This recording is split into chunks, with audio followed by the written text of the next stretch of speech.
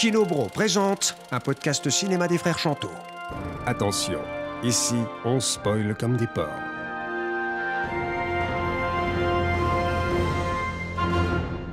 Bonjour et bienvenue dans ce nouvel épisode de Kinobro, le podcast cinéma des frères Chanteau. Je suis Sébastien. Je suis Nicolas. Et on va parler de la Palme d'Or 2021, Titane de Julia Ducournau. Cet épisode a été enregistré il y a bientôt un an. Depuis, nous avons changé de matériel. Vous constaterez donc que la qualité audio peut différer par rapport aux épisodes plus récents. On espère que ça reste totalement audible. Petite nouveauté, nous avons rajouté l'index des films cités dans la discussion en description. Vous pouvez la consulter. On espère que l'épisode vous plaira. N'hésitez pas à commenter ou à réagir à ce qu'on peut bien raconter. On vous souhaite un bon épisode. Nico, alors, est-ce qu'on se fait le petit pitch de ce film qui a gagné la Palme d'Or cette année, l'année dernière, 2021? Tout à fait. Après une révélation de la réalisatrice avec son précédent film, Grave. Un film que j'avais trouvé intéressant, mais qui m'avait un petit peu agacé. Je sais que le film a été énormément porté au nu, et c'est sûrement par jalousie, parce que c'est vrai que j'adore le cinéma de genre aussi, et c'est vrai que j'aimerais bien aussi faire des films de ce type. Et je sais que ça m'avait un petit peu agacé, en tout cas, ce premier film Grave. Et Titane ne m'a pas déçu, dans tous les sens du terme. Ah, il ose tout, comme dit Lops. J'ai la jaquette du Blu-ray que nous avons loué. Lops il ose tout. Titane ose tout, l'affirmation d'une sacrée cinéaste. Non, on va pas... Est-ce que oser tout est le signe des grands? Peut-être. Mais il y a aussi une autre phrase. Non, on va pas être trop sarcastique, c'est difficile de faire un film. C'est très difficile. C'est très difficile. À tous les gens impliqués dans ce projet. En tout cas, oui, Grave. En tout cas, c'est un film qui avait marqué en époque, qui a donné. Et qui est intéressant sur pas mal d'aspects quand même. Voilà, oui. je fais le timoré, mais c'est un film déjà dont le cadre était assez original.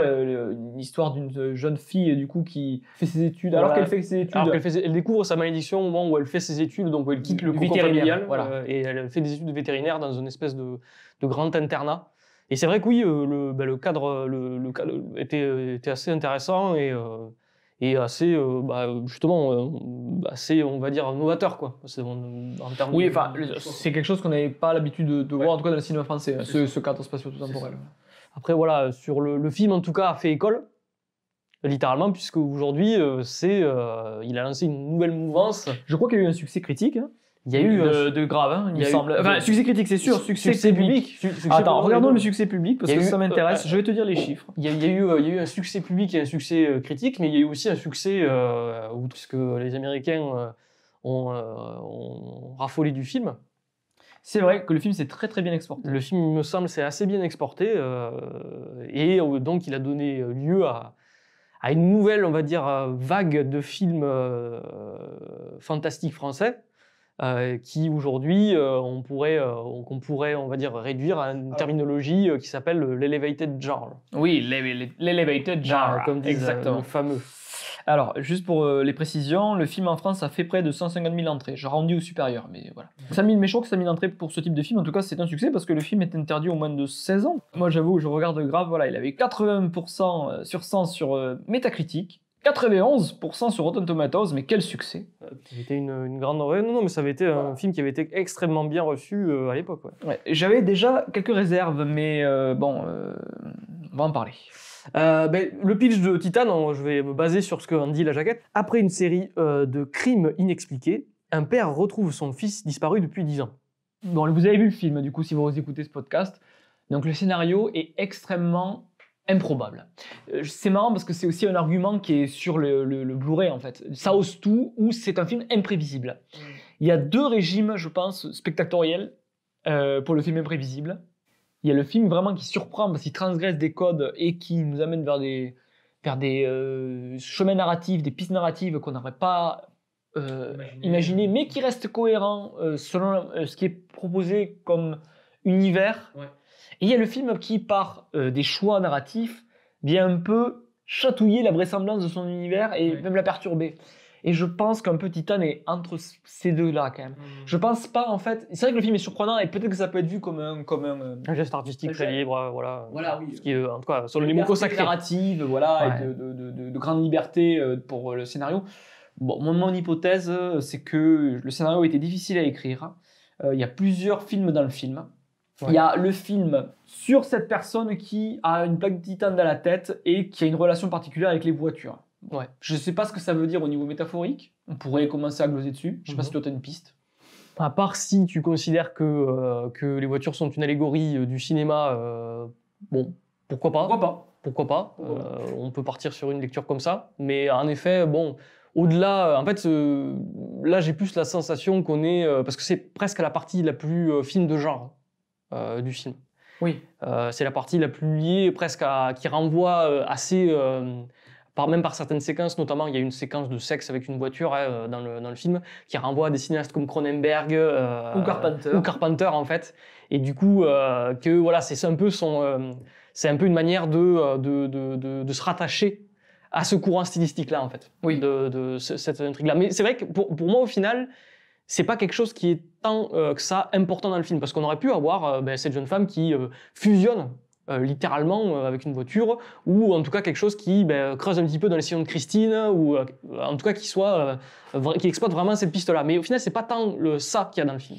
Oui, tout à fait. Oui. Et puis, même si la question de la métamorphose est aussi dans le film, donc parce qu'elle va être enceinte, et du coup, à travers les modifications corporelles qu'elle va avoir suite à sa grossesse, ça expose une figure classique du film d'épouvante ou d'horreur, on va dire, même si bon, des classifications fantastiques.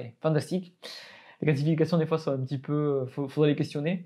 Voilà, la métamorphose, un personnage subit une malédiction ou un événement qui fait qu'il se transforme en quelque chose d'autre qui est supra-humain ou tout comme ça. Je pense que c'est une des pistes peut-être qu'il aurait intéressé de suivre, et que peut-être qu'elle a l'impression de le suivre. Mais c'est vrai que c'est pas le cœur du film. Je pense qu'elle a pas su quoi faire parce que elle s'est dit sûrement, enfin je présuppose, je suis désolé, je spécule à la place de Julia Ducournau, mais moi j'ai l'impression qu'elle avait peur de retomber dans des schémas narratifs classiques et qu'elle s'est dit non, je ne peux pas faire ce film que les gens ont déjà vu de rapport avec comment je gère les transformations, comment ça bouleverse mon univers ou quoi.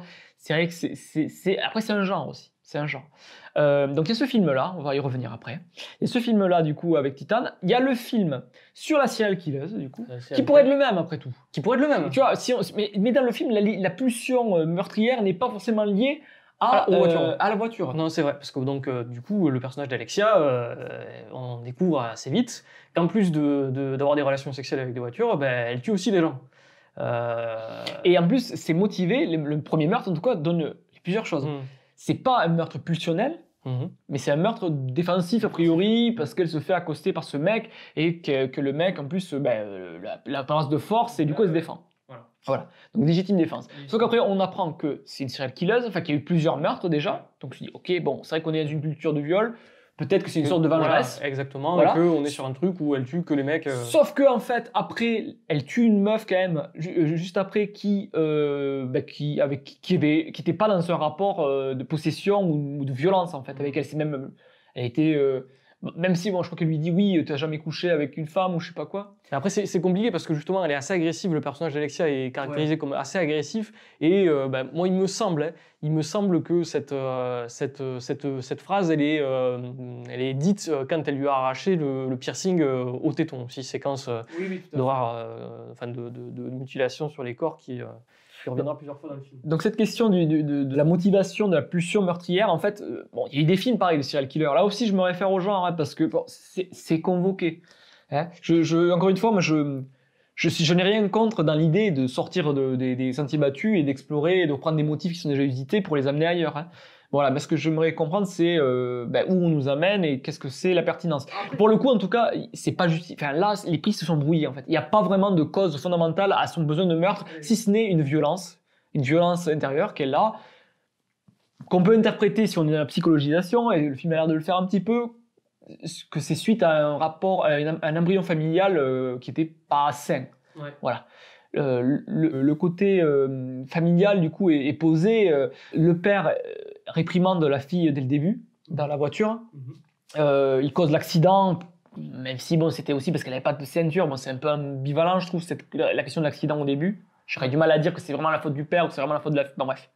On va pas moraliser ça, c'est un accident, ça arrive. Le père est médecin. Donc on voit que la maison, quand même, il y a une grande maison, je crois qu'il y a une piscine derrière.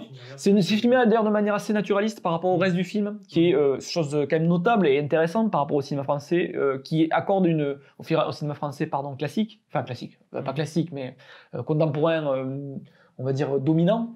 Il y a une stylisation visuelle quand même qui est visible, et là c'est filmé de manière assez naturaliste quand même. Je trouve la séquence avec le père, il y a rien qui est dit, on voit qu'ils ne mangent pas ensemble. La télé tourne, il n'y a pas de dialogue. Voilà, il y a la mère qui est plus affectueuse, le père est assez distant et me rechigne un peu à être en proximité avec sa fille. Voilà. Donc voilà, il y a cet embryon-là, et qui en plus a tendance à être justifié par la suite du film, parce que le personnage de Lendon va incarner aussi une forme de père par la suite. Bien sûr, ouais. Par la substitution. Mais c'est ça, tu vois, tu te dis, moi, pourquoi pas un film de serial killer qui, justement, où on nous met du côté du serial killer. Il y a des films qui sont un peu sur cette ligne-là, pas exactement, mais par exemple Mrs. 44 35 de Abel Ferrara, où on a un film de Vigilante, là pour le coup, mais où on a une meuf qui flingue des délinquants. Ça aurait pu être une piste. Pas obligé, on aurait pu avoir un contrepoint avec, après à voir ce qui était développé après, mais sur un film de serial killer où on suit quelqu'un qui bute des gens, entre guillemets, qui l'ont mérité. Et ce que je suspecte, je pense qu'il y avait cette intention-là, mais je pense qu'il y a une espèce de surmoi là-dedans, pour moi, qui ne veut pas totalement aller au bout de ces figures-là, ou qui veut être un peu plus maligne qu'elle, quoi. Il y a une espèce de prise, bon, on en discutera après, j'ai l'impression qu'il y a une espèce de recul analytique dessus, peut-être, mais en même temps qu'elle les aime, mais en même temps il y a un recul un peu intellectuel dessus.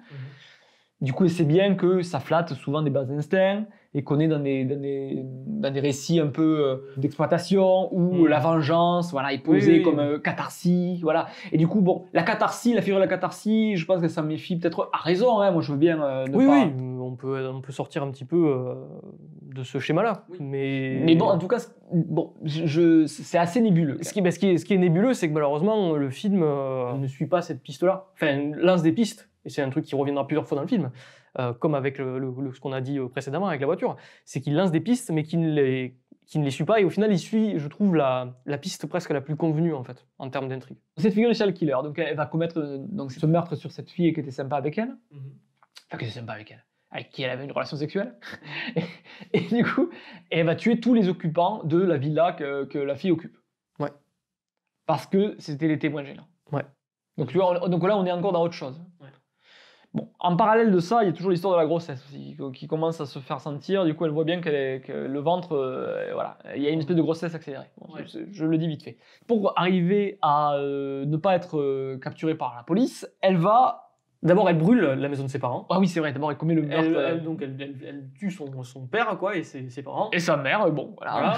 Et elle s'en va. Ce meurtre, et d'ailleurs, ça m'a fait penser comment c'est filmé, c'est assez étrange, parce que du coup, c'est brûlé. Il y a des plans qui sont jolis, en plus, très franchement, voilà, il y a un talent. Je pense que c'est quelqu'un qui aime l'image et qui a envie de faire des images, et peut-être qu'elle part parfois plus des images que du scénario, et pourquoi pas, hein, c'est pas un problème. Mais non, moi, ce qui me manque à la fin, c'est qu'elle lance le feu. Je me suis demandé s'il manquait pas un plan quand même à la fin sur la maison qui brûle, quoi. Parce que là, pour le coup, elle lance le feu, hop, et on n'en parle plus du tout. Je sais même pas s'il y a mention de la mort des parents, peut-être faut revoir, peut-être que ça doit être dans les infos vite fait. Mais c'est vraiment... Il y a un truc, je me dis, ça manque de quelque chose quand même. Elle commet quand même un parricide, un matricide, c'est quand même pas n'importe quel meurtre. Bon, surtout quand c'est en plus sûrement pour le personnage un nœud émotionnel peut-être plus fort, comme c'est installé. Je pense que ça manque un petit peu là. Ouais. Donc ensuite, elle cherche à s'enfuir, et comme elle est recherchée, portée robot dans la presse et tout, elle décide de se mutiler, de se casser le nez, et de se raser les sourcils, de se couper les cheveux pour se faire passer pour le fils, et non pas la fille. Pour se faire passer pour quelqu'un d'autre. Oui, pour échapper au portrait robot. Ce qu'il y a, par contre, ce qui se passe, c'est qu'évidemment, petite sous-intrigue qu'on a agitée depuis le début du film, il y a un gamin qui a disparu depuis 10 ans. Il y a un gamin qui a disparu depuis 10 ans, et il y a l'anniversaire en fait, de sa disparition qui passe aux infos.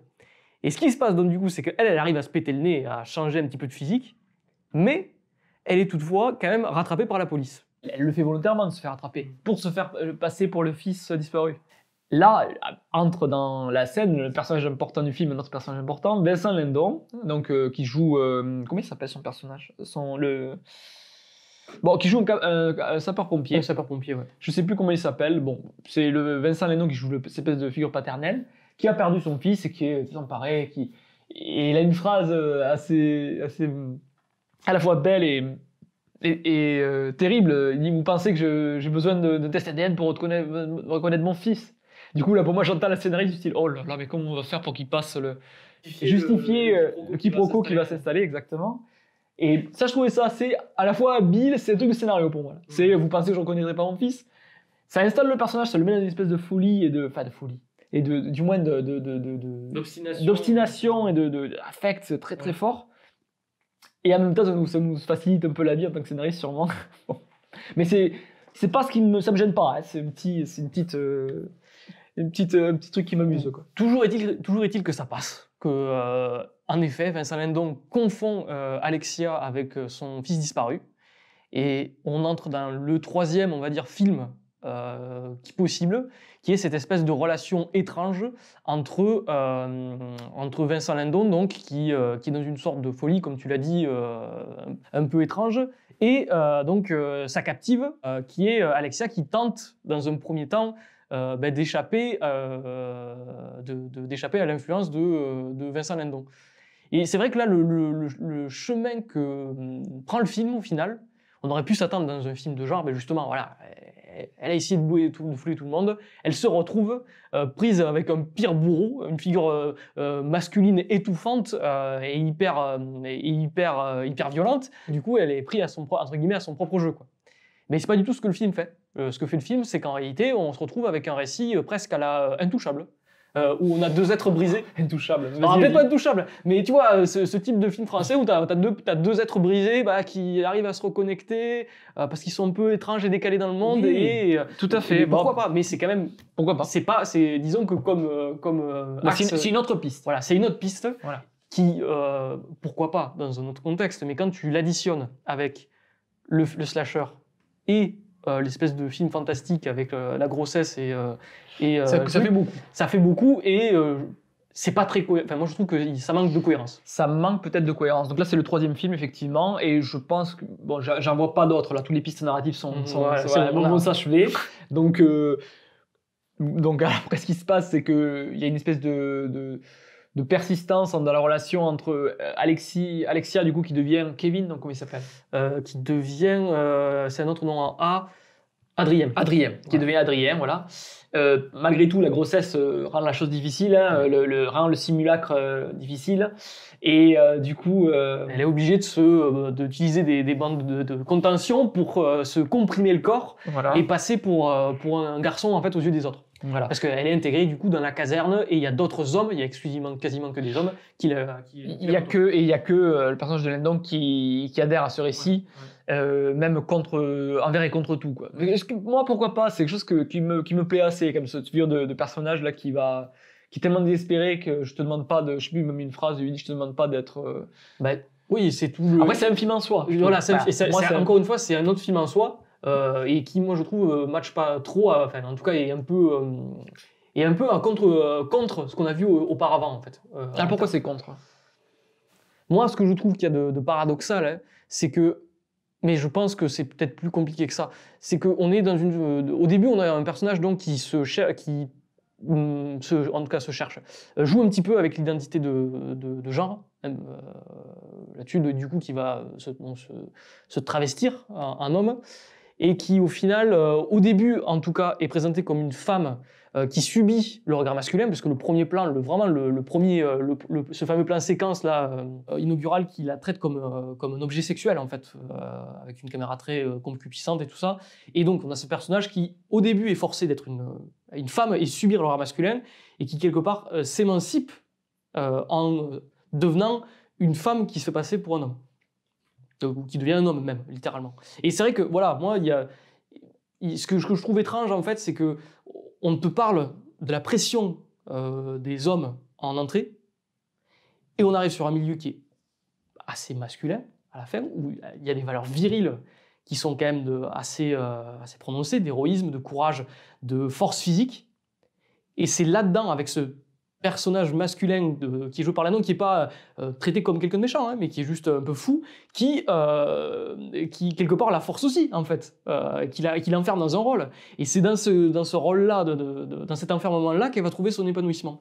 Et moi, je trouve qu'en effet, il y a un paradoxe, quoi. Oui, il y a un truc qui ne fonctionne pas tout à fait, personnellement. Oui, je pense qu'en fait, le film voudrait être le récit d'une... Enfin, il me semble, quoi. Peut-être je me trompe. Hein. Ouais. Voudrait être le récit d'une émancipation, de quelqu'un qui va s'élever au-delà de son genre, qui va... Enfin, son genre. Après, voilà, pourquoi pas, hein, même au-delà du masculin et du féminin, quoi, quelque chose qui est au-delà de... Parce que même déjà, l'actrice porte un petit peu une androgynie de base, donc pourquoi pas.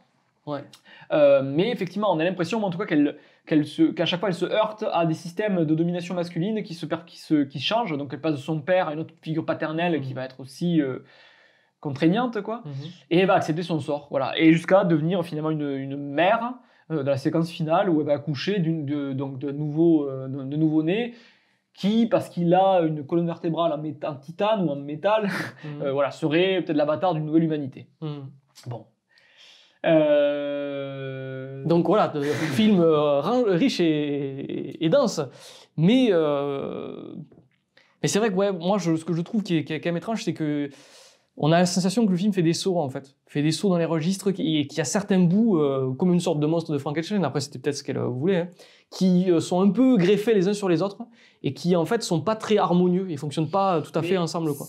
Même dans leur on va dire dans leur monstruosité, quoi. Je pense qu'elle voulait faire quelque chose qui détonne un tout petit peu, quoi. Peut-être que là, il y a une réussite du film. Je pense que là, pour le coup, tu as raison de convoquer la figure de la greffe et du monstre, parce que le film fait effectivement comme une forme de greffe, quoi. Il y a un truc où il y a plusieurs scénarios qui se juxtaposent et ça, du coup, le film est un peu monstrueux, quoi. Est-ce que le fait d'être un monstre le rend plus intéressant? En tout cas, il nous fait parler. Hein. Voilà, il nous fait parler. Bon, il a le Palme d'Or, il y a des gens sûrement qui trouvent leur compte là-dedans. Moi, je trouve qu'il manque un peu de tous ces sujets, quoi.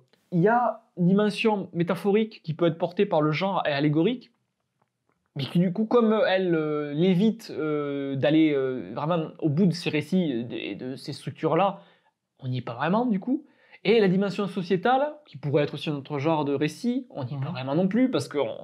La cohérence du récit est un peu mise à mal quand même. Tu vois, on n'est pas dans un univers réaliste. On est dans un univers ouais, enfin, il y a quand même quelques pas de côté qui font que tu te dis ah ouais, on est dans un univers de cinéma en fait, en réalité. Oui. Il y a une hésitation en tout cas. Ouais. Il y a une hésitation. Raconter une histoire me semble pas être un défaut déjà dans un film. Bon, on peut en débattre. Mais même les récits plus d'avant-garde, comme l'Aventura d'Antonioni ou d'autres films, je sais pas, les films de Buñuel, qui vont opérer des inventions scénaristiques différentes, des propositions alternatives, me paraissent aussi intéressantes. Parce qu'on va pouvoir quand même évaluer le film sur, dans l'Aventura, on supprime, il y a un personnage qui disparaît, qui ne réapparaît pas. Le sujet du film, c'est plus le couple, et le couple qui doit gérer ce manque de ce personnage disparu, et comment les personnages vont être bousculés par cet événement narratif. Bref. Ça me semble plus cohérent. Là, pour le coup, c'est vrai qu'il y a beaucoup de juxtaposition et la figure, le monstre, en tout cas, scénaristique que ça crée, ne me semble aller pas... un peu nulle part, quoi, en fait. Il me semble aller, effectivement, un peu nulle part. Alors que, bon, tu vois, voilà, je suis désolé, il y a la fin, il y a la grosse séquence qui est pas trop... Enfin, pourquoi pas, qui est réalisée... la séquence de l'accouchement, là, quand même, voilà, qui est censée être, je pense, l'acmé du film, quoi. J'ai du mal à être emporté par l'émotion parce que je ne vois pas à quoi ça se réfère, ça, en fait. Je vois pas comment, mis à part sur le plan analytique cérébral, me dire ok, donc il y a un accouchement, ouais. Mais j'ai l'impression, voilà, après c'est des œuvres peut-être qui sont plus qui passent leur succès plus sur une analyse de mettre des concepts, mais pas d'incarner ces concepts, en fait. Voilà, moi c'est ça. Moi je trouve que malgré tout il y a un manque d'incarnation. C'est un peu les défauts, je trouve, que d'Ariane Cronenberg aussi. Oui, voilà. Surtout je pense qu'elle s'en inspire beaucoup là sur ces derniers films. Parce que je vois je vois un geste, voilà, une analyse. Enfin, je l'ai dit, voilà. Peut-être elle le disait en plus d'une interview que je l'ai vue, que c'était Titane pour aussi les Titans, du coup une nouvelle, voilà, une espèce d'humanité nouvelle ou je sais pas quoi. Si tu veux, mais est-ce que Est-ce qu'on est emporté, par exemple, pour comparer avec un truc qui n'est pas comparable, mais bon, à 2 millions laissés l'espace, quand tu as l'enfant... Oui, voilà, parce que là, on a un traitement mythologique. Au niveau des images, de la manière dont on a une recherche... Mais du moins, on assume plus l'allégorie et le symbole en tant que tel. Voilà. Ouais. Il y a un truc d'entre-deux, là, peut-être aussi, je me demande, si elle n'est pas entre chercher à la fois une vraisemblance au niveau scénaristique classique. Je pense que c'est quand même une envie de raconter un film avec... une dramaturgie posée, avec des petits éléments psychologiques et une envie plus d'image, plus allégorique ou quoi. Et je pense que le film est un peu entre deux, quoi. Et il ne tranche pas trop entre tout ça en fait. Et du coup, ça fait quelque chose d'assez bancal, quoi. Le cinéma n'est pas un art. C'est une opération industrielle qui consiste à transformer d'abord de l'argent en spectacle, puis du spectacle en argent. Jean-Yann. Je trouve que ça fait un peu de mal en fait au cinéma, un peu de surintellectualiser. Si je prends, je vais faire des comparaisons qui sont pas justes, désolé. Les grands cinéastes de genre, voilà, même si je sais pas si elle veut vraiment être dans le genre, puis peu importe quoi. Mais en tout cas, les gens, elle se vend quand même là-dessus, tu vois. Je sais pas si elle se vend là-dessus ou si on la vend là-dessus. On la vend là-dessus. Peut-être que c'est pour ça que c'est pas juste pour elle. Non, mais c'est pas juste pour elle. Mais bon, en même temps, je pense qu'il y a quand même une idée de surfer un peu sur la vague, quand même. Non, tu crois pas? Sûrement. Mais après, c'est le jeu. Bon, bien sûr, c'est le jeu. C'est le système qui veut ça, quoi. Évidemment. Mais tout de même, tu vois. En tout cas, John Carpenter, voilà, par exemple, pour citer le sommet, quoi. Bon, c'est quelqu'un qui n'a pas toujours été en couverture des cahiers du cinéma, voilà. Et lui, en plus, quand tu l'écoutes parler, tu sens que son approche, il est très instinctif et il est contre l'intellectualisme, quoi. Il va pas de suite quand on lui parle de trucs. Alors c'est peut-être une posture d'américain, mais il dit oh non, les Français, vous prenez la tête et tout. Mais c'est ça en fait, parce que je pense qu'il résonne plus en termes de qu'est-ce qui est viscéral pour lui, parce que c'est ça aussi la question de faire un film viscéral. Mais je pense que c'est ça, c'est aussi l'attrait du cinéma de genre, c'est qu'il faut qu'il y ait une viscéralité dedans, quoi. Oui, mais pour le coup, je pense qu'elle a voulu mettre de la viscéralité dedans. Enfin, je vais pas présumer de ce qui...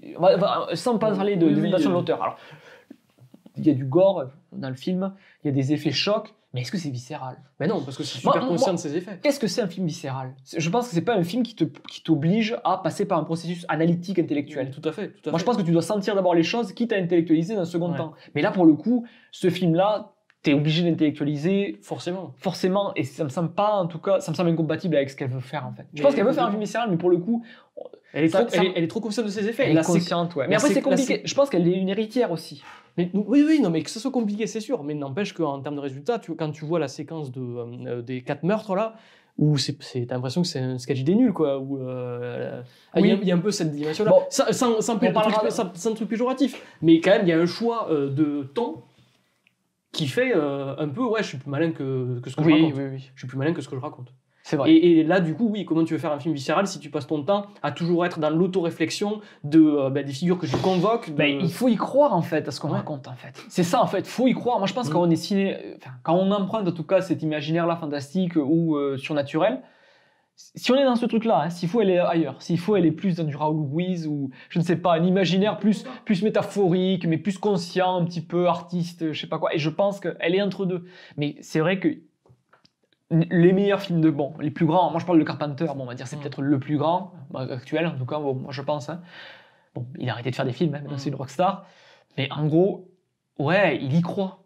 Il y croit à son histoire. Et je pense cette humilité-là de dire oui, ok, je vous raconte une histoire de fantôme, je trouve que c'est salvateur. Et parce que je crois pas en fait qu'on atteint la puissance viscérale justement de ces films. La puissance figurative de ces films en surintellectualisant à mort dans tous les sens, quoi. Parce que on peut toujours, moi c'est quelque chose que j'ai vu quand j'étais en école de cinéma aussi, on peut toujours surintellectualiser ce qu'on fait en fait. On peut toujours faire quelque chose et dire oui mais en fait voilà, de bord. On peut toujours arriver à convoquer des références pour justifier ce qu'on fait. Mais je pense que c'est une posture que je trouve assez complaisante en fait. Je pense qu'il faut avoir de l'humilité quand on se place devant ces histoires-là et de la générosité envers les spectateurs qu'on prétend divertir. Bon, après voilà, je sais que la culture du divertissement, c'est aussi une autre problématique. On pourrait dire c'est très méfiant. Les gens sont méfiants sur ce terme divertissement parce que ça va endormir des esprits ou quoi.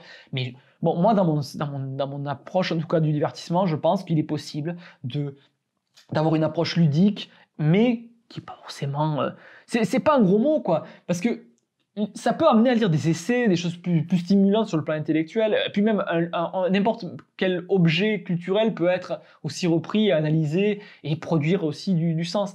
La question en fait, c'est à quel moment le film pense, quoi. À quel moment le film pense. Et je suis pas certain en fait que ton film pense plus en étant, toi en tant que cinéaste, en étant conscient de tes effets et en convoquant des espèces de des grosses figures, des gros symboles culturels que tu as vus. C'est pas là où tu penses. Je pense que c'est au-delà de ça, quoi. Bref, vas-y. Mais alors, ce qui est intéressant, je rebondis sur un truc que tu viens de dire aussi, c'est le rapport au spectateur dans le film, et notamment sur ces scènes de violence et de gore. Voilà la question du plaisir. Quel est le plaisir de toute façon que tu ressens dans une séquence d'horreur? C'est compliqué, hein, mais c'est une grosse question. Parce que là, dans le film, en tout cas, moi, ce que j'ai senti, c'était quelque chose. Il y a souvent, et même c'était, je pense, un peu déjà le cas dans Grave, la volonté de choquer le spectateur, un certain type de spectateur, mais et d'être dans une relation presque de sadisme avec. Oui, moi, en fait, c'est ça le problème, c'est que moi, ce que je vois, mais bon, je me trompe peut-être, mais c'est l'agencement des scènes gore, comment elles sont faites. Effectivement, je vois un peu un aspect provocation. On va provoquer le bourgeois qui est à Cannes, en fait, voilà. Mais on parle des films gore, mais il y a beaucoup de malentendus sur cette notion de gore, je pense, déjà, dans le cinéma d'horreur. Si tu prends par exemple le cinéaste comme Tobe Hooper, quand il fait Massacre à la tronçonneuse, parce que Massacre à la tronçonneuse, rien que le nom fait peur, t'as l'impression que c'est une orgie de barbac, je sais pas quoi. Dans les faits, c'est très peu gore, le premier Massacre à la tronçonneuse. C'est plus un film malaisant. Les gens l'ont vraiment vu, en fait. Enfin, les gens le reverraient maintenant, mais je pense que le film est toujours fort parce qu'il utilise des moyens cinématographiques pour nous rendre mal à l'aise et pour nous faire toucher cette espèce de folie, cette espèce de chaos qu'il y a dans cette famille texane. Mais il n'est pas vraiment gore. Chez Cronenberg, parce que c'est, je pense, une des références aussi un peu majeures du Corno, le gore, il n'est pas gratuit dans ses meilleurs films. Il est plus... Déjà, il produit des images qui sont des métaphores. Pour le coup, on est dans la métaphorisation, comme si c'était la littérature, du style, l'écran de télévision de Vidéodrome, là, qui va commencer à suinter du sang ou des tripes ou quoi. On est dans un truc où, on va te dire qu'il y a peut-être une partie de toi qui est transformée corporellement par ce que tu regardes, quoi, ton corps devient une espèce d'extension de la télévision. Ça interroge ce rapport-là. Et du coup, c'est une métaphore qui justifie les faits. Enfin, justifie le recours à cette visuelle-là. À la fois, justement, c'est viscéral. Et c'est une image, parce que c'est une image. Voilà, mais pour le coup, c'est plus intellectuel peut-être chez Cronenberg, par rapport à Carpenter. Mais oui, c'est comme tu dis, il y a quand même, mais c'est une image qui peut t'interroger, qui est à la fois intrigante, fascinante, mais qui peut porter effectivement un discours conceptuel. Bon, voilà. Après, t'as la mouche, par exemple, t'as aussi tout simplement un côté émotionnel à la fin, quand l'être humain devient cette créature grotesque là, qu'est la mouche, dans la fin de la mouche. On est plus dans un truc... c'est terrible de voir les lambeaux de chair, c'est la mort en fait au travail, et c'est terrible de voir la maladie, les lambeaux de chair qui se séparent, c'est déchirant. Voilà, donc on est dans une utilisation du gore qui est à notre niveau. Qui est émotionnel, et justement pour le coup qui fait le lien entre l'intellectuel et l'émotionnel, c'est-à-dire que tu as une image qui exprime de manière viscérale une idée. Voilà. Et c'est ça, je pense, la grande force du cinéma d'horreur. Et je termine. T'as le cinéma gore, excuse-moi d'être un peu long, Grand Guignol, où, par exemple, si tu prends Dead, t'es dans des espèces de séquences qui sont plus dans le burlesque, c'est-à-dire que le corps va être complètement...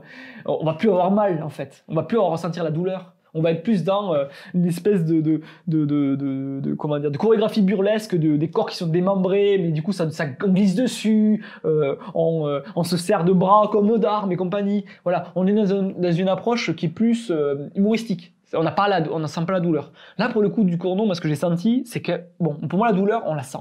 Elle est dans un truc où c'est pas drôle.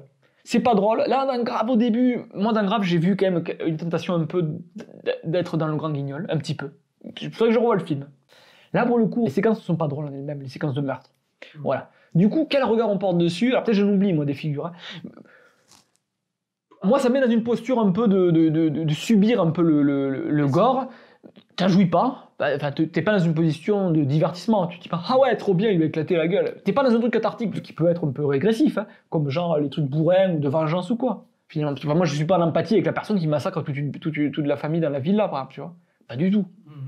Donc voilà, ça m'interroge. Est-ce que toi, tu as un avis là-dessus? Non, moi, c'est juste un avis là-dessus. En tout cas, je vois la stratégie qui est à l'heure. C'est-à-dire que généralement, hein, sur comment c'est filmé, c'est qu'on te agite un petit peu au visage. Vous allez voir, il va se passer ça. Donc ça joue vraiment sur l'anticipation. Ouais. Par exemple, la séquence où il doit se péter le nez pour se refaire le portrait, c'est vraiment le truc d'abord. Tu as un truc, bon, elle est en train de se faire un peu violence, elle se coupe les cheveux, elle se rase les trucs, et puis elle sent qu'il y a quelque chose qui va pas, donc elle commence il me semble, à se tripatouiller le nez, et puis elle voit le bord on nous montre le bord du lavabo, et on comprend, bon ben voilà, là le spectateur il fait c'est terrible, elle va se péter le nez, et donc on prend bien son temps, et puis paf, il y a le passage où elle se casse le nez. Moi c'est vrai que ce que je dis ça, c'est vraiment juste un effet choc en fait. C'est un effet choc qui en gros met sous tension le spectateur, mais qui n'a pas d'autre vertu que de te mettre en c'est choquant, tu vois.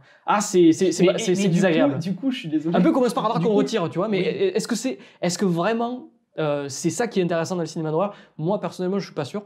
Elle est plus dans une approche plus exploitation. Ouais, mais c'est ça qui est... qu'elle est proche des grandes références que j'ai citées tout à l'heure. Elle est vraiment plus dans une approche de la violence, d'exploitation. Un slasher, encore quand tu regardes un slasher, donc slasher c'est le genre où un personnage masqué vient massacrer une bande de protagonistes, qu'ils soient adolescents ou pas. Voilà, Vendredi 13, Halloween, Scream et compagnie. Et là, l'enjeu du gore, il est plus sur la cinématographie du gore. Comment on va montrer... cette violence-là, en fait. Voilà, il y a cette dimension-là. Elle, j'ai l'impression qu'on est un peu dans le... Pour moi, elle est un peu plus proche du torture porn, en fait, un petit peu. Ouais, légèrement, dans comment est-ce qu'elle convoque, en tout cas, comme imagerie. Fulci, peut-être, Fulci... Il peut mais du coup, voilà, peut-être qu'elle est plus proche de Fulci, mais pourquoi pas, après tout, hein, dans comment le gore de Fulci s'opère que des autres. Moi, ce que j'en retire juste, c'est qu'en fait, le gore, c'est juste un artifice qui est saupoudré par ça et là. Mais en tout cas, elle voudrait que ce soit une métaphore. Parce que regarde, le truc, c'est que, par exemple, la séquence de naissance, là, à la fin, il y a dans les moments où où ça peut vraiment être dérangeant, entre guillemets, où ils produisent des images un peu particulières, on les voit pas. On voit rien. Oui, c'est vrai. Moi, j'aurais aimé voir la séquence, tu vois, pour un film qui veut se faire transgressif. Je pense que c'est peut-être une histoire plus de budget. Mais je me demande si ça aurait été peut-être bien de voir le plan de l'enfant qui sort l'origine du monde, quoi. Ouais. Je pense que c'est ça. Enfin bon, voilà. Bon, peu importe, je faisais une histoire de budget, mais je me dis ça. C'est vrai que si tu veux être un peu radical, peut-être que c'est plus ça que tu veux faire. Bon, en même temps, je comprends. Il y a des surtout qu'en plus, on a l'impression que son ventre va littéralement exploser. C'est ça. Voilà, il y a le métal. Voilà, mais au final, pourquoi pour un enfant avec une colonne vertébrale, je trouvais ça un peu faible. Moi, le colonne vertébrale en métal, là, j'ai trouvé ça un peu faible comme image finale, quand même. Peut-être que, dans le sens que ce qu'elle voulait faire, c'est-à-dire montrer ces personnages monstrueux qui enfantent d'une, entre guillemets, comme tu disais, d'une nouvelle humanité, on n'a pas une image qui rajoute à la surenchère. C'est-à-dire que c'est plus ou moins la même chose en fait qu'elle. C'est vrai que c'est la même chose. Elle, depuis le début, elle commence à craquer avec son ventre. On voit qu'il y a du métal en dessous. Il n'y a pas d'image, justement comme la mouche, quoi, de transformation radicale, comme cette Brundle subit à la fin, où c'est un amas un paradoxe absolu de chair et de physique un peu insecte, quoi. Au final, voilà, je reste sur une impression de cinéma à destination des festivals, quand même, un petit peu. Je pense que ça choquera pas. Après, on n'est pas. Oui, bon, il y a c'est pas mon cas, mais il y a des gens peut-être du cinéma, amateurs de cinéma d'horreur ou quoi, qui vont vouloir voir le film pour être choqués. Je pense pas que ce soit trop ça. Du coup, peut-être que ça peut plaire à effectivement une certaine frange amateur de cinéma d'art et d'essai qui va se dire oui, c'est radical, voilà. Mais je trouve pas que ça si radical que ça. Mais c'est pas pour faire le timoré du style j'ai eu plus violent, c'est pas la question. C'est que même je trouve dans ses idées, dans la provocation même intellectuelle qu'elle va faire, elle est pas. Oui. Bon. Je trouve pas ça. Après sûrement que on va dire les métaphores sur la transidentité, ça doit être choquant pour une certaine partie de la population. Mais du coup, mais ce qui est dommage, c'est que je trouve que c'est pas tant le sujet. Mais c'est vrai que c'est peut-être pas. Il y a peut-être un sujet là à trouver, à faire, parce que là, en plus, ces questions-là, elles sont peu abordées au cinéma. Je voulais juste revenir aussi sur, on a discuté hors antenne, quoi, mais hors podcast, sur l'histoire aussi du male gaze, du film male gaze, quoi, et sur la séquence d'ouverture, du coup, qu'on se disait, mais c'est Sukeshi aurait pu la faire, cette séquence-là de corps féminin, regardé de manière un peu concupiscente par la caméra, et la séquence de fin où elle danse devant les pompiers, et est-ce qu'elle se rempare du comment dire, Est-ce qu'elle les domine? Parce que c'est vrai qu'elle est postée un peu sur le camion de pompier, donc elle est en hauteur. Ouais, je sais pas. Sur ça aussi, je suis pas certaine de voir au bout de ce que ça produit comme effet, quoi. En fait, j'ai l'impression que dans le premier, on est clairement dans le male gaze. Donc on a une caméra qui... Donc le male gaze, c'est le regard masculin, l'objectification de la femme morcelée par des parties du corps, avec des parties du corps, voilà. Donc elle subit le regard de la caméra. Ouais. Elle est donc réduite à elle danse quand même. Elle danse, oui, mais... je dirais c'est elle qui amène le mouvement du coup. Elle amène le mouvement, mais... Enfin, si tu veux, elle amène le mouvement. Elle est quand même... En termes de régime, elle se donne en tout cas à la caméra, plus, en tant que figure. Là, j'ai plus la sensation que dans la deuxième partie avec les pompiers, elle impose sa danse aux autres. C'est vrai qu'elle impose la danse là ça devient transgressif, voilà. Parce que je suis un homme et du coup voilà. Je pense que c'est peut-être comme ça, t'as raison, c'est comme ça qu'elle a structuré cette séquence. La danse devient transgressif et du coup ça devient la victoire du personnage, et parce qu'elle arrive à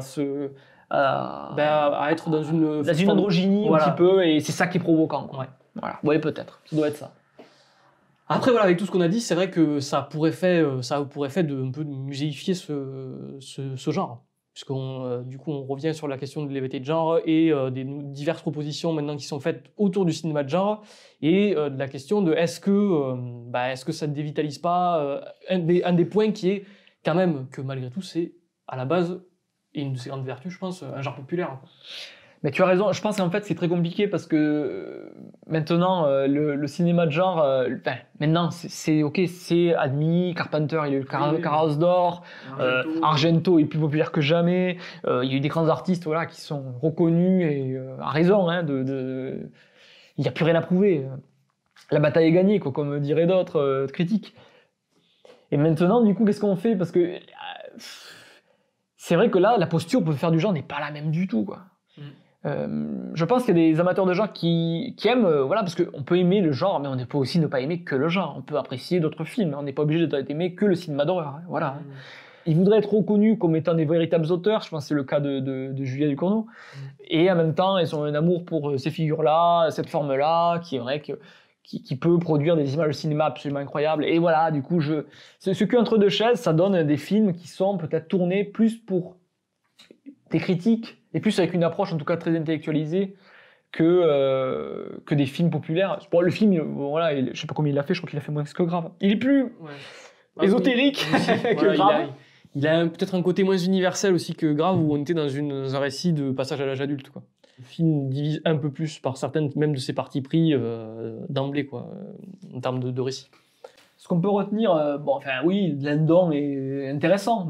Les acteurs sont... Et même l'actrice, Agathe Roussel aussi, oui, tout à fait. Je dis Landon, oui, Agathe Roussel. On n'a pas parlé de Landon, mais... Oui, c'est vrai qu'en fait, j'adhère plus au personnage de Landon, et moins ce personnage d'Agathe Roussel, mais j'ai des problèmes à adhérer à une psychopathe, j'avoue. Enfin, à quelqu'un qui tue comme ça, sans remords et tout. Même si on peut dire qu'elle c'est une monstrueuse. Aussi, il y a un truc que je trouvais un peu malvenu, c'est j'aurais aimé qu'on construise peut-être aussi un peu plus son attachement aux voitures. Tu vois, c'est un film en soi. Quand l'enfant il a sa plaque de titane et de suite après il commence à se coller à la voiture, pourquoi pas? Mais après j'aurais envie d'en faire quelque chose de tout ça. Au final, on l'abandonne assez, les problématiques de voiture. Les problèmes de voiture restent. Les problématiques de voiture, bon. Du coup, ça devient une espèce de signe référent au cinéma de Cronenberg. Et c'est pas incarné dans le film. Et au film de Carpenter, c'est juste une manière de faire un clin d'œil. Christine, oui, t'as raison. Crétine. Christine. Mais après voilà, le personnage de Landon, parce qu'il a après c'est parce qu'il peut-être qu'on a presque un regard plus affectueux vis-à-vis de lui dans le film.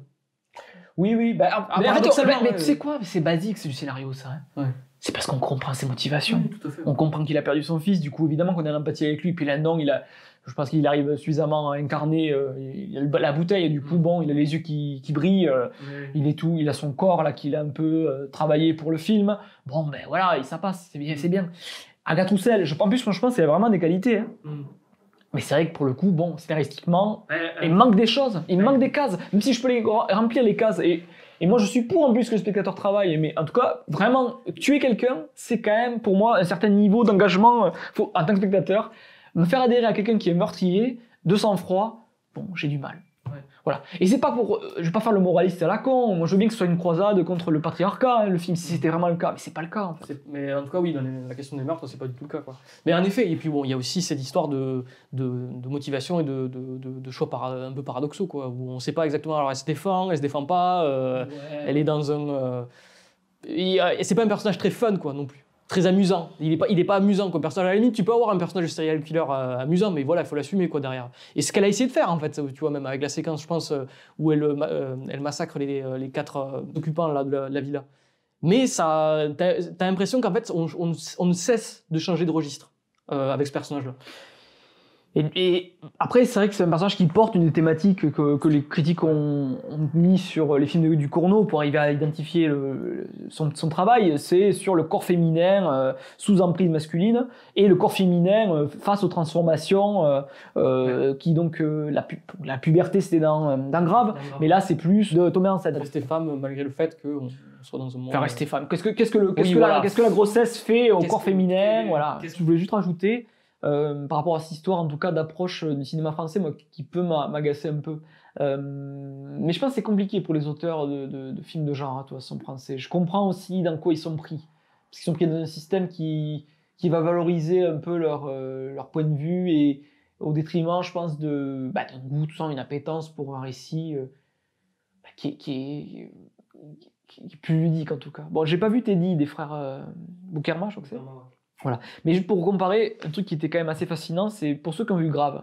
Il y a un film qui est sur le même thème que Grave, qui s'appelle Ginger Snaps, qui est un film canadien. C'est du coup pareil, il y a une sororité, il y a 2 sœurs qui vont se déchirer autour d'une mutation ou d'une malédiction et compagnie. Et d'un côté, vous voyez le traitement de Grave, et comparez-le avec le traitement de Ginger Snaps. Alors c'est un film qui a moins de budget, je pense, que Grave, qui, je sais, il faudra regarder, mais bon, il me semble qu'en tout cas, il paraît moins coûteux. Et qui aussi a peut-être des effets de maquillage un peu moins réussis, mais pour le coup qui, sur le plan émotionnel, fonctionne vraiment, quoi. Là où Grave est dans une espèce de discours un peu plus théorico, pensum, compagnie. Voilà. Et moi, ce que je voudrais juste dire, c'est que je pense pas encore une fois que les films pensent tant que ça, quoi, que Grave soit à la hauteur de ses velléités et ses prétentions intellectuelles. Je pense pas. Alors que on peut discuter de Ginger Snaps dans les limites qu'il a, mais au moins émotionnellement il nous embarque, quoi. Moi je préfère ça en tout cas. Je préfère que l'émotion soit un début de pensée plutôt qu'il n'y ait pas d'émotion du tout et qu'on soit dans une espèce de pensum auto-réflexif, fermé sur lui-même, un peu ivre de ses qualités visuelles. Bon, c'est... Est-ce qu'on clôt le podcast sur Titan? Eh ben écoute, j'espère que j'ai pas trop été violent sur le film. Non, après évidemment que c'est toujours compliqué parce que il y a la question de comment on se démarque des Américains. Comment on se démarque des Américains qui sont les entre guillemets les. Oui, qui a une culture. Après les Américains en ce moment ils font pas forcément des super trucs. Oui, tout à fait. Quand tu regardes même Robert Eager, tout n'est pas réussi ce que fait Robert Eager. Il y a des choses intéressantes, mais tout Robert Eager qui est le réalisateur de The Witch. De The Lighthouse. The Lighthouse, ouais. Voilà, c'est plus sur The Lighthouse, peut-être que je préfère The Witch, peut-être.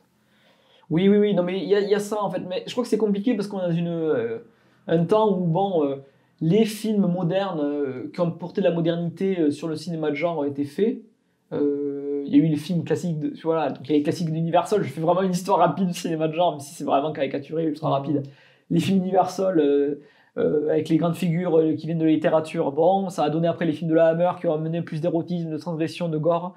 Puis après, il y a eu les films des années 70 où vraiment il y a eu une modernisation et un aspect social plus présent dans les films de genre, les Cronenberg, les Romero, les Carpenter et compagnie.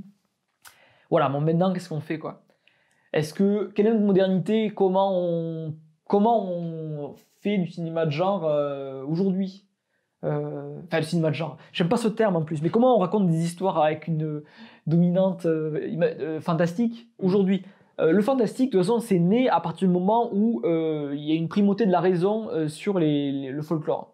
C'est-à-dire qu'à partir du moment où le siècle des Lumières et compagnie, à partir du moment où, quand on va dire que les superstitions ne sont que des superstitions, c'est là où le fantastique naît, parce que le fantastique vient inquiéter une rationalité en fait qui est posée en fait, voilà. Donc maintenant, bon, on a eu des récits qui se sont emparés de ça et qui l'ont très bien fait.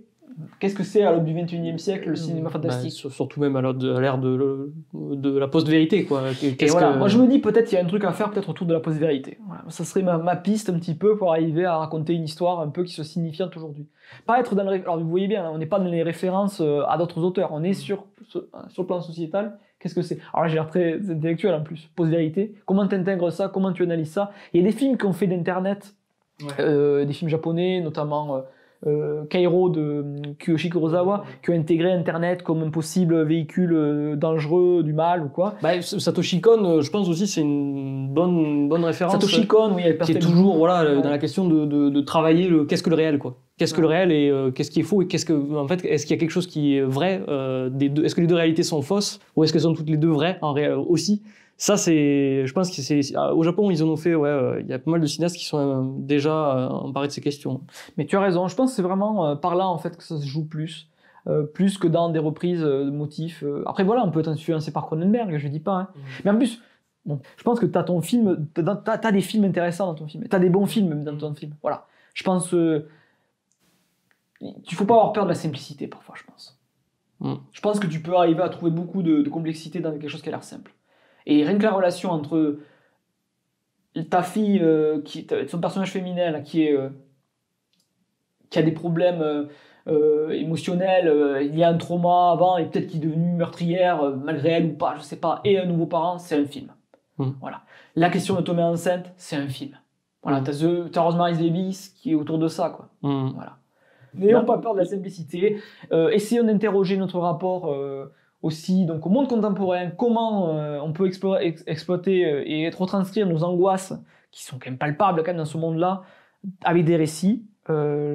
C'est un travail qui est difficile, hein. Moi je dis pas, moi je trouve que c'est difficile même à notre niveau. J'espère qu'un jour on arrivera nous à trouver une méthode pour arriver à le mettre en forme, mais voilà. Et merci de nous avoir écoutés et à un prochain épisode. À bientôt.